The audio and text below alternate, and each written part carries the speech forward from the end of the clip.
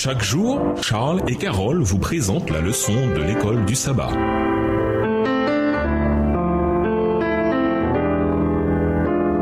Bienvenue à votre émission Dieu nous parle. Nous voilà la leçon de vendredi. Pour aller plus loin, nous vous invitons à lire attentivement dans le livre Patriarches et Prophètes, le chapitre L'idolâtrie au Sinaï, livre écrit par Ellen G. White. Un père et son fils visitaient une cathédrale un jour où la météo était nuageuse. Tandis qu'ils contemplaient les vitraux figurant de magnifiques scènes bibliques, le soleil se mit tout à coup à briller et illumina les personnages représentés d'une lumière éclatante. Le petit garçon demanda à son père: « Papa, qui sont ces gens ?» Le père ne savait pas grand-chose du christianisme, de Christ ou des disciples, mais il répondit: « Ce sont des chrétiens. » Cette image resta gravée dans l'esprit du garçon. Un jour, son professeur demanda à la classe: « Les enfants, savez-vous qui sont les chrétiens ?» Le petit garçon se souvint alors de cette lumière éclatante dans la cathédrale et il répondit: « Moi je sais, les chrétiens sont des gens qui brillent. » Dans la même veine, Jésus a dit à ses disciples: « Que votre lumière brille ainsi devant les gens, afin qu'ils voient vos belles œuvres et glorifient votre Père qui est dans les cieux. » Matthieu 5, le verset 16. Seuls les gens qui brillent peuvent susciter des changements. À méditer, si nous voulions nous humilier devant Dieu, devenir aimables, courtois et compatissants, il se produirait sans conversion à la vérité là où il ne s'en produit qu'une aujourd'hui. Extrait du livre Ministère de la Bienfaisance, chapitre 10, page 67, écrit par Ellen G. White. Quel est le message fort ici destiné à chacun de nous à propos de la manière dont notre caractère, nos actes et de nos attitudes affectent notre témoignage? On appelle Exode 36, les versets 6 et 7, le Jean 3, verset 16 de l'Ancien Testament, et à juste titre. Pourquoi? Si l'on vous demande qui est votre Dieu, comment expliquez-vous la beauté du caractère de Dieu sur la base de la révélation que Dieu fait de lui-même dans Exode 34, les versets 6 et 7? En classe, laissez les membres discuter de la manière dont le caractère et les actions de ceux qui professent Christ affectent leur marche. Autrement dit, quelle influence ceux qui étaient gentils, bienveillants, humbles et disposés à pardonner ont-ils eu sur votre propre existence? En même temps, comment des chrétiens, entre guillemets, désagréables, implacables et arrogants ont-ils affecté votre marche avec le Seigneur? Au revoir. Et à demain si Dieu veut.